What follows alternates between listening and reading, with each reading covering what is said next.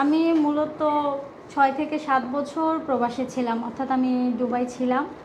সেখানে আমি একটা কোম্পানির ভিসায় গেছিলাম। তো যাওয়ার পরে আলহামদুলিল্লাহ আমি ভালো একটা জব পাই। আর এখন আমি পার্মানেন্টলি বাংলাদেশে চলে আসছি, আর আমি এখন থেকে এখানে ফ্যামিলির সাথেই থাকবো। আর সেজন্য আমার ইচ্ছে, যেহেতু বাংলাদেশে এখন আমি বর্তমানে আছি আর এখানেই থাকবো, তো আমি বাংলাদেশের একটা ভালো ছেলেকে বিয়ে করব। আর সেজন্য আপনাদেরকে ইন্টারভিউর জন্য ডাকা। আচ্ছা আপু, আপনি বললেন যে আপনার একটা কোম্পানি আছে দুবাইতে, হ্যাঁ, সেই কোম্পানিটা কি এখনো আছে? হ্যাঁ, অবশ্যই আছে। আসলে সেরকম কিছু না, আমার ওটা হচ্ছে একটা মানে শপ, সুপার শপ। আচ্ছা আচ্ছা। যেখানে আমাদের বাংলাদেশের অনেক ছেলেমেয়েরা কাজ করতেছে। আচ্ছা। আমি বাংলাদেশে মূলত মানে এটা করে আমি করছি আমার ওই মানে কোম্পানিটা, বাংলাদেশের ছেলে মেয়েরা যেন একটা কর্মসংস্থান পায়। হ্যাঁ, যাতে করে তারা এই যে অনেক মেয়েরা বাংলাদেশ থেকে হাউস ভিসায় যাচ্ছে, মানে হাউস ভিসায়, তারপর আপনার হচ্ছে যে বিভিন্ন বারগুলোতে যাচ্ছে, মানে ক্লাবগুলোতে। কিন্তু ওখানে যাওয়ার পরে কি হচ্ছে, তাদেরকে মানে হ্যারাসমেন্ট করা হচ্ছে। এই যে বাসার কাজের কথা বলে সারাদিন কাজ করাচ্ছে, মারধর করতেছে, প্লাস শারীরিক নির্যাতনও করে, এটাও আমি জানি।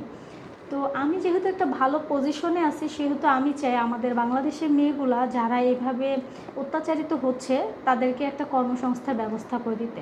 তো আচ্ছা পরে আচ্ছা, মানে আপনি হচ্ছে বাংলাদেশের মেয়েদেরকে চাচ্ছেন যেন একটা ভালো চাকরি যাতে যারা প্রবাসে যায় তাদেরকে দেওয়ার জন্য। হ্যাঁ। তো মোটামুটি আপনার শপে এখন বর্তমান কতজন কাজ করছে? আমার শপে এখন বর্তমানে বাংলাদেশের 30 থেকে 40টা মেয়ে আছে ওখানে। মানে আমি যাদেরকে এভাবে পাইছি তাদেরকে নিয়ে আমার ওই শপের মধ্যে রাখছি। কেউ সেলস দিচ্ছে বা কেউ ডিলার হিসেবে, মানে এভাবে আর কি। এভাবে মানে আপনি প্রত্যেকটা ইয়েতে কাজ করছে, তাই তো? কাজ করতেছে, বা কেউ ক্লিনিং, এক একজন এক একটা কাজ করতেছে, কিন্তু তারা এখন সেফটিতে আছে। আমার এটাই ভালো, সেফ আছে। হ্যাঁ। আচ্ছা, তো দেখা যাচ্ছে তাহলে আপনি বলতে চাচ্ছেন যে প্রবাসের মাটিতে প্রত্যেকটা মানুষ বা বাইরে থেকে আসা মানুষগুলা সেফ না?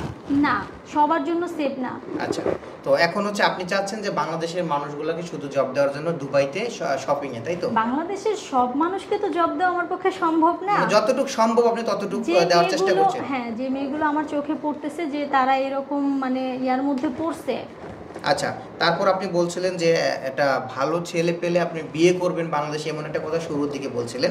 তো আসলে আপনি একজন যেহেতু বিজনেসম্যান বলা চলে, তো আপনি কিরকম ধরনের ছেলে চাচ্ছেন? দেখা যাচ্ছে যে আমাদের ভিডিওগুলো দেখেছে যে ছোট থেকে বড় সবাই দেখে, মানে সব লেভেলেরই মানুষগুলো দেখে, গরিব, বড় লোক, ছোট, মধ্যবিত্ত, সব শ্রেণীর মানুষগুলো দেখে। এখন আপনার কোন লেভেলের ছেলে প্রয়োজন?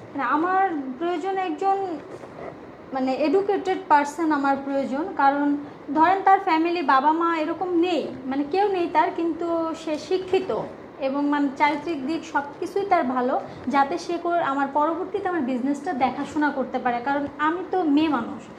তার মানে কি আমরা ধরে নিতে পারি যে আপনি ঘর জামাই হবে এরকম একটা ছেলে চাচ্ছেন? না না, তাকে ঘর জামাই বলা যাবে না। আসলে আমার সবকিছুই সে দেখাশোনা করবে, নিজের মনে করবে যে এগুলো তারই। আপনি বললেন যে বাবা মা থাকতে পারবে না, মানে না না, তার বাবা মা নেই, হয়তোবা সে একা, মানে কারো কাছে বড় হয়েছে, কিন্তু অনেক শিক্ষিত। এরকম অনেক মানুষ আছে যারা অনেক মানে আদর্শে বড় হয়, বাবা মা নেই তা সত্ত্বেও। তো আমি যে এই টাইপের এরকম একজন ছেলে যদি পাই তাহলে আমি বিয়ে করব। ইভেন আমার যে বিজনেসটা আছে এটা আমি তাকেই দিব, সে দেখাশোনা করবে। আচ্ছা, আর আপনি হাউস ওয়াইফ হিসেবে কাজ করবেন? হ্যাঁ, আমি তার সংসার করব, এটাই ফ্যামিলির সঙ্গে, মানে আমার যেহেতু ফ্যামিলি আছে, ফ্যামিলিকে সাথে নিয়ে থাকবো। বিয়ের পর আপনি কি বাংলাদেশে থাকবেন না হচ্ছে আবার দুবাই চলে যাবেন? না, দুবাইতে আর যাওয়ার ইচ্ছে নেই। বাবা মা বৃদ্ধ হয়ে গেছে, এখন আমি তাদের পাশে থাকবো। এজন্যই আমার হাজবেন্ডকে মানে ওইটা দেখার জন্য আপনার হাজবেন্ডকে দুবাই পায় সেন্ড করে দিবেন? পার্মানেন্টলি না, ধরেন মাসে দু একবার যাবে, সে দেখে ভিজিট করার জন্য যাবে, তাই তো? হ্যাঁ, সেখানে তো আছে লোক, তো আছে ম্যানেজার আছে, ওনারাই দেখবে। আচ্ছা, তো আপু, এই যে আপনি তো অনেক একজন মহৎ কাজ করছেন আমাদের দেশের জন্য, আপনি যতটুকু পারছেন হেল্প করার চেষ্টা করছেন।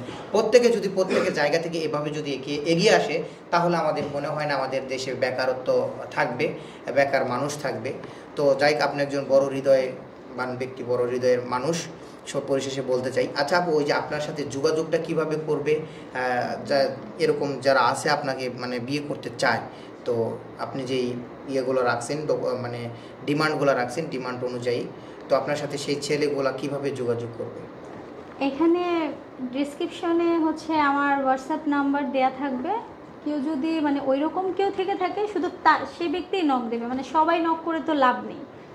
আচ্ছা আচ্ছা, দেখা যাচ্ছে যে দেখা যাচ্ছে দেশের অনেক মানে অনলাইনে ভিডিও দেওয়া মানে হচ্ছে ছোট থেকে বড় সবাই একটু ডিস্টার্ব করবে।